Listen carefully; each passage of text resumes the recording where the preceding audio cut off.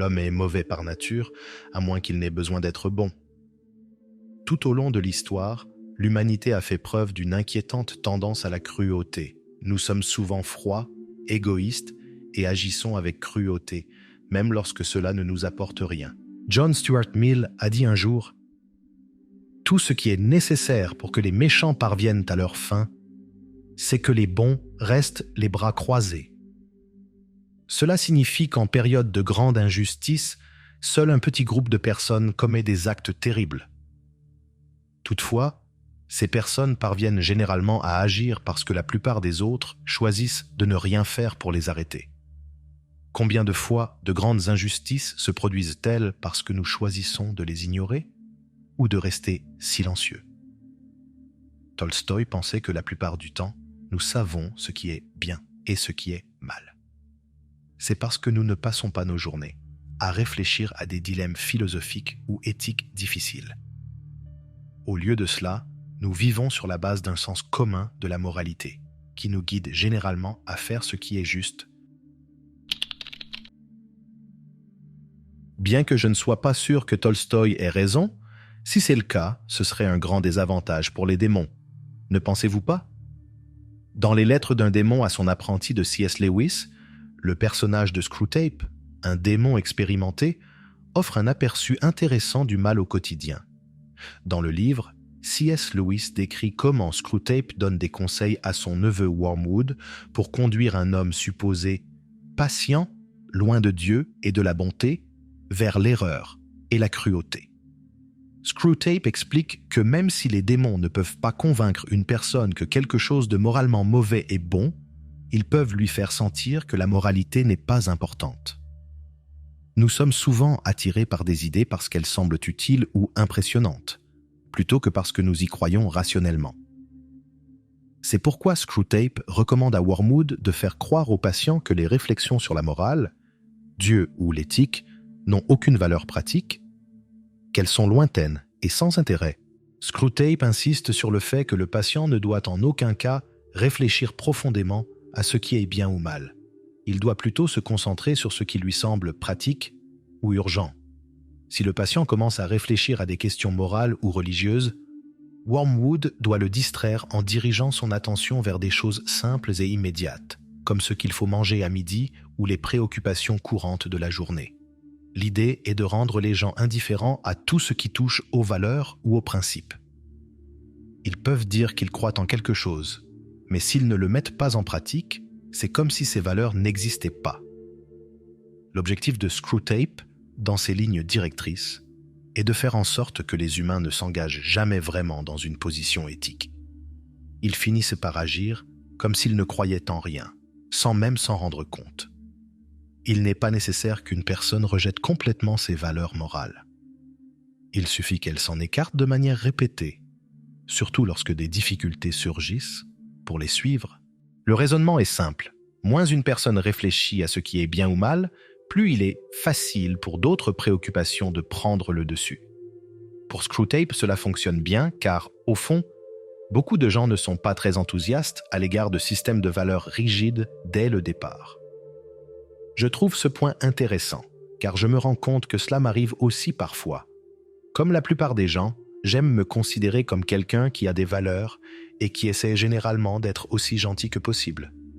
Mais je me souviens de plusieurs occasions où j'ai été moins aimable que je n'aurais pu l'être, simplement parce que j'étais de mauvaise humeur ou que j'avais des émotions difficiles à ce moment-là.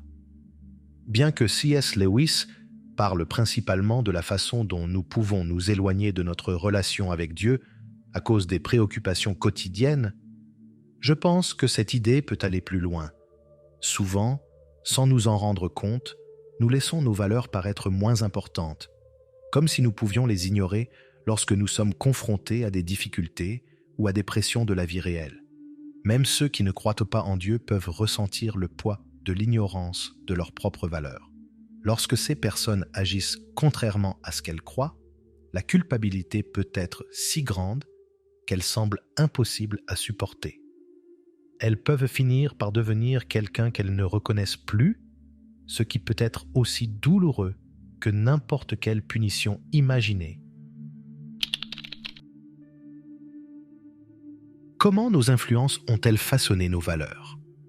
Alors que le christianisme valorise souvent le libre arbitre et l'autonomie de l'âme humaine, C.S. Lewis consacre une grande partie de son œuvre à montrer comment le cercle social et l'environnement d'une personne peuvent influencer son esprit et l'éloigner de ses valeurs.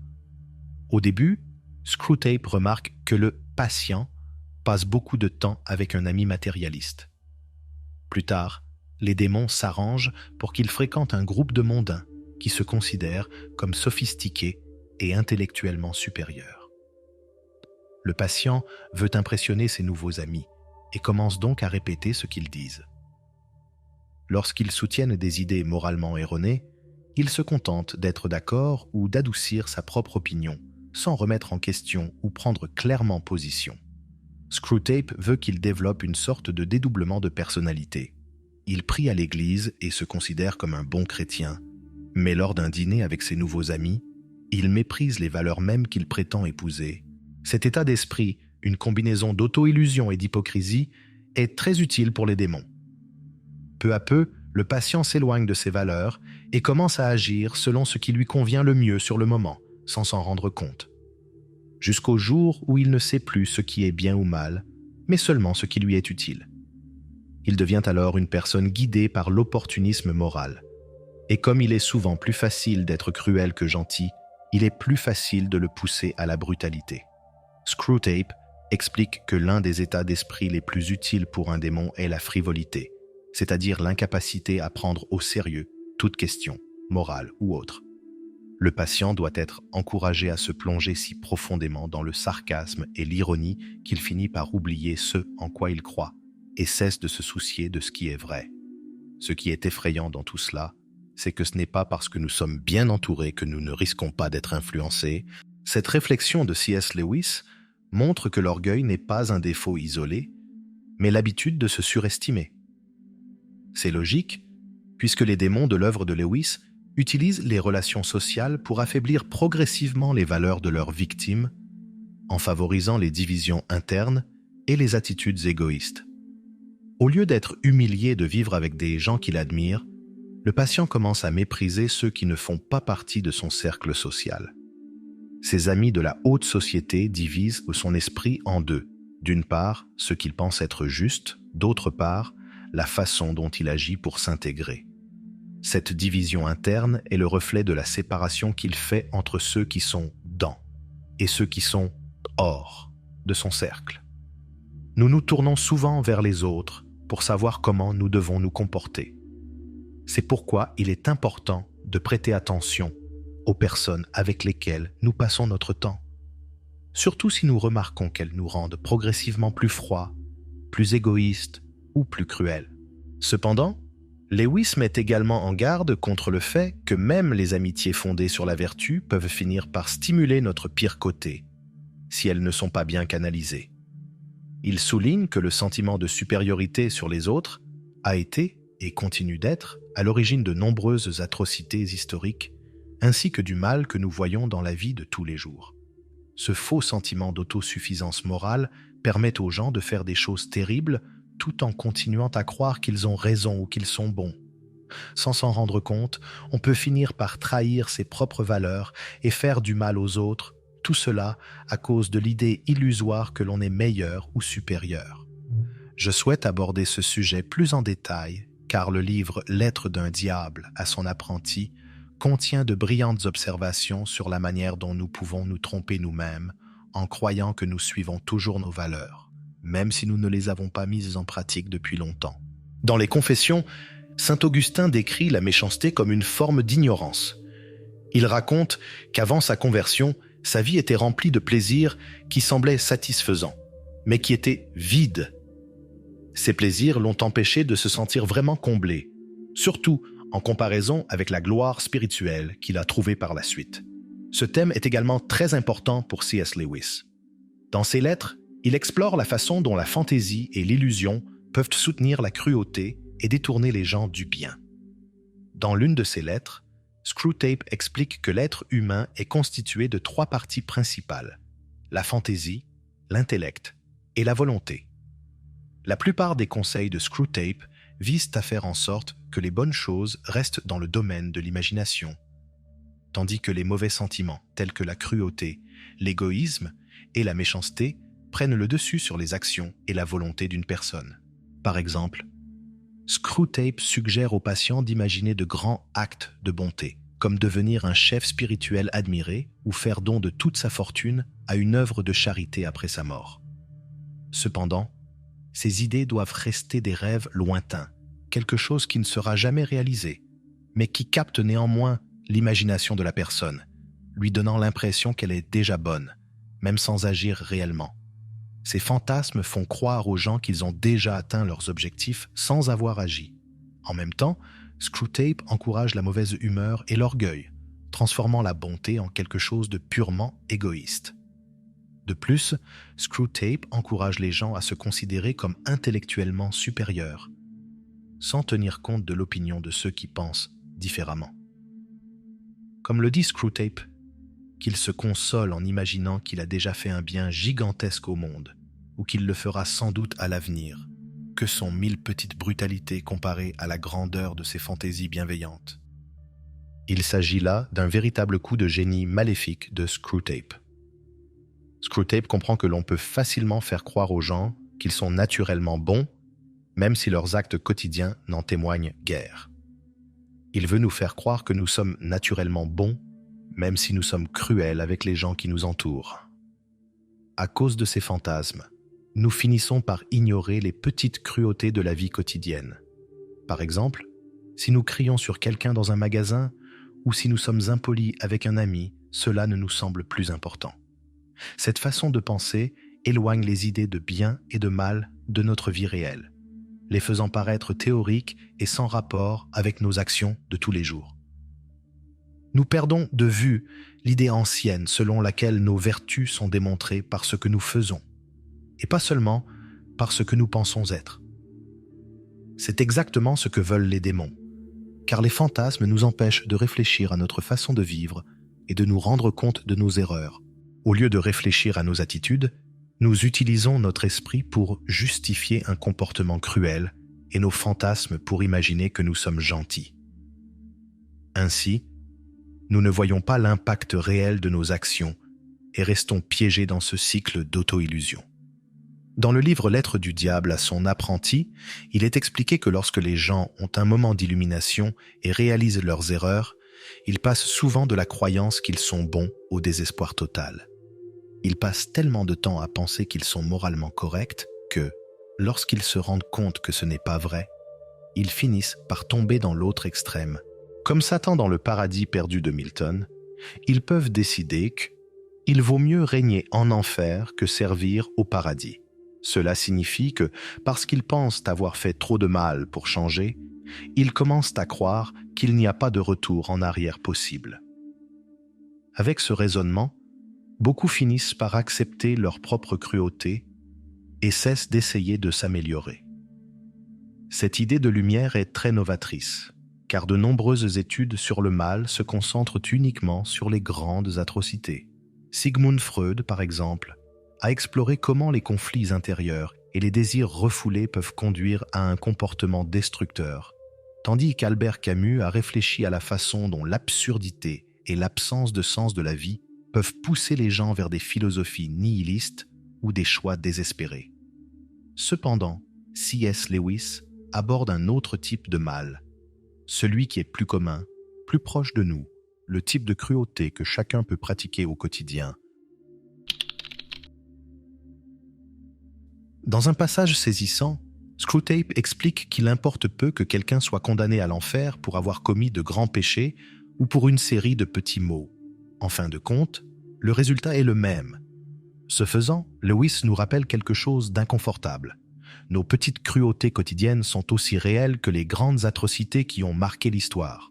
Par exemple, crier sur quelqu'un dans la circulation, ignorer un appel à l'aide parce qu'on est pressé, ou même faire une remarque sarcastique sur un collègue de travail.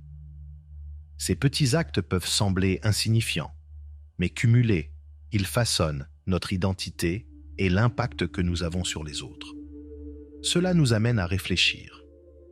Sommes-nous vraiment aussi bons que nous le pensons? Ou laissons-nous notre bonté devenir plus théorique que pratique, tout en tolérant de petites erreurs dans nos actions quotidiennes? Cependant, dans la dernière lettre de Screwtape à Wormwood, ce dernier est plein de colère et de frustration. Screwtape reproche à Wormwood d'avoir laissé sa victime s'échapper. L'esprit de la victime est maintenant protégé par Dieu et les démons ne peuvent plus l'atteindre. Lewis souligne ici son message principal. C'est la grâce de Dieu qui sauve les gens et les aide à résister à la tentation. Même pour ceux qui ne croient pas en Dieu, cette idée fournit une importante matière à réflexion. Le premier point soulevé par Lewis est qu'il n'est jamais trop tard pour changer, que ce soit en termes religieux ou laïques. Reconnaître nos petits méfaits peut être douloureux, mais c'est le premier pas vers leur transformation. Lewis élève l'impact des actions quotidiennes en les mettant en relation avec les forces du bien et du mal, montrant que même les choix les plus simples ont une grande importance. L'homme, désormais protégé par Dieu, n'a accompli aucun des grands exploits héroïques qu'il imaginait dans ses fantasmes. Au lieu de cela, il se consacre à la pratique de la bonté simple, priant pour sa nourriture quotidienne et pour avoir la force de faire le bien dans les heures à venir. Il s'est transformé en une combinaison impressionnante de normalité et de sainteté. Avant, il était le reflet des petites cruautés que nous voyons tous les jours. Maintenant, il représente la bonté ordinaire. C'est comme la personne qui vous donne un ticket de métro que vous n'allez plus utiliser, ou l'inconnu qui s'arrête dans la rue pour vous demander si vous allez bien. Tout comme la route de l'enfer est pavée de petits péchés, la route du paradis est construite de petites et humbles vertus. Il s'agit là d'un message très encourageant de Lewis qui contraste parfaitement avec la discussion précédente sur l'impact du mal quotidien. Nous ne pouvons pas ignorer le fait que, pour Lewis, Dieu joue un rôle essentiel dans l'explication de la bonté quotidienne. Cela nous amène à une question importante. Que faut-il pour résister à la tentation du mal et rester ferme face aux situations qui nous poussent à faire de mauvais choix? La réponse réside dans la responsabilité personnelle. Cette réflexion nous amène à la vérité inconfortable que Lewis met en lumière.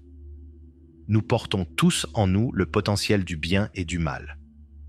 Nous sommes des êtres pleins de contradictions, capables d'actes héroïques comme de cruautés profondes. Choisir entre ces deux voies n'est pas une chose ponctuelle. C'est une lutte constante à laquelle nous sommes confrontés chaque jour.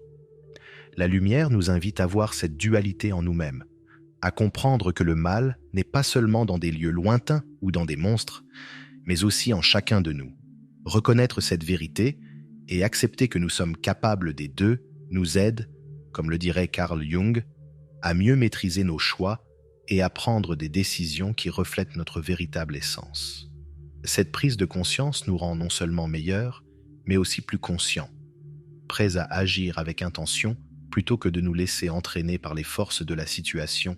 Il est important de comprendre que la frontière entre le bien et le mal n'est pas seulement une idée abstraite, elle est présente dans nos choix quotidiens. Savoir cela vous donne un pouvoir spécial, quelque chose que beaucoup de gens n'ont pas. Vous n'êtes pas une personne comme les autres qui suit la foule ou cède aux pressions qui l'entourent. En étant conscient des forces qui peuvent vous égarer, vous acquérez la responsabilité de les utiliser à votre avantage. Cette prise de conscience vous donne les outils nécessaires pour résister. En fin de compte, il ne s'agit pas seulement d'éviter le mal, mais de choisir activement de faire le bien. Le choix entre le bien et le mal ne se fait pas en un seul grand moment, mais se compose d'une série de petites décisions quotidiennes. Chaque fois que vous choisissez de défendre ce qui est juste, chaque fois que vous résistez à la pression des autres et que vous reconnaissez l'humanité des personnes qui vous entourent, vous affrontez les forces qui tentent de vous empêcher d'être qui vous êtes vraiment. Cette lutte n'est pas facile et ne sera pas toujours évidente, mais elle est essentielle. L'auteur indique clairement qu'il n'est pas facile de faire le bien. Tout au long des lettres, nous voyons des exemples de personnes qui pensent être aimantes, mais qui en réalité ne font qu'alimenter leur propre orgueil ou leur désir de contrôle. Pour Lewis, développer une préoccupation authentique et constante pour les autres est une tâche longue et difficile. mais le jeu en vaut la chandelle. Si vous êtes croyant, cet effort peut être motivé par l'espoir d'une récompense dans une autre vie. Mais même si vous ne l'êtes pas, la pratique de la bonté et de l'empathie contribue à faire de ce monde un endroit plus calme, plus serein et plus aimable pour tous. En conclusion, C.S. Lewis nous avertit de la fragilité de la moralité humaine et de la facilité avec laquelle on peut s'écarter du chemin du bien par de petites cruautés quotidiennes, presque imperceptibles.